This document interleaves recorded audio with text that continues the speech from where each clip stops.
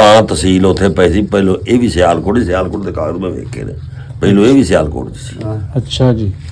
ਰਕਬਾ ਢੇਰ ਮੋਟਾ ਦੱਸ ਦਵੋ ਕਿ ਇਸ ਵੇਲੇ ਭੱਟੀ ਭੰਗੂਆਂ ਦਾ ਜਿਹੜਾ ਰਕਬਾ ਵੀ ਉਹ ਕਿੰਨੀਆਂ ਪਿੰਡਾਂ ਨੂੰ ਲੱਗਦਾ ਜੀ? ਅੱਛਾ ਸੁਣ ਲੈ ਖਲੋ ਜਾ ਪਈ। ਨਵਾਂ ਪਿੰਡ ਵੀ ਭੱਟੀ ਭੰਗੋ 'ਚ, ਅੱਛਾ ਕੋਲੇ ਦੋਵੇਂ ਭੱਟੀ ਭੰਗੋ 'ਚ 3 ਹੋ ਗਏ, ਸਾਈਆਂ ਵਾਲਾ 4 ਹੋ ਗਏ, ਖਲੀਲ 5 ਹੋ ਗਏ, ਤੇ ਰਾਜਿਆਂ ਦਾ 6 ਪਿੰਡ ਵਿੱਚੋਂ ਨਿਕਲ ਕੇ ਤੇ 7ਵਾਂ ਭੱਟੀ ਭੰਗੋ। ਚਫੇਰੇ ਪਿੰਡ ਕਿਹੜੇ? ਤੇਰੇ ਪਿੰਡ ਉਠੀਆਂ ਅੱਛਾ ਸੋਈਆਂ ਅੱਛਾ ਜੀ।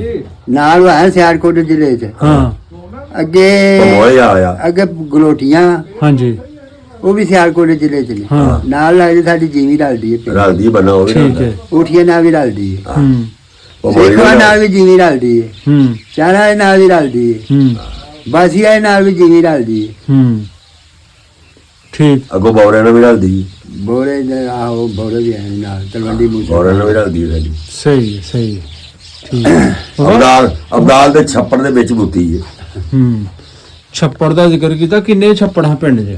ਇੱਥੇ ਸਾਡੇ ਹਾਂ ਭੱਟੀ ਭੰਗੂਆਂ ਦੇ 1 2 3 4 5 ਛੱਪੜ ਸਨ। 4 5 ਇੱਕ ਆਹ ਸਾਡਾ ਸੀ। ਛੱਪੜਾਂ ਨੂੰ ਦਾਦਾ ਤੁਸੀਂ ਲਾ ਸਕਦੇ ਹੋ ਕਿ ਕਿੰਨਾ ਪਿੰਡ ਸੀ? ਤਿੰਨ ਤੇ ਇੱਕ ਆਵੇ ਵਾਲਾ 4 ਤੇ ਇੱਕ ਲੁੰਡੇ ਵਾਲਾ 5 ਤੇ ਇੱਕ ਛੋਟਾ 6 7 ਛੱਪੜ ਸਨ। ਉਹ ਗਿਣੇ ਨਹੀਂ ਜਿੱਥੇ ਤੇਲੀ ਬੈਠਾ ਹੈ, ਗਿਣਿਆ ਉਹ ਸਾਈਆਂ ਦੀ ਡੱਟੀ ਵਾਲਾ। ਗਿਣਿਆ। ਠੀਕ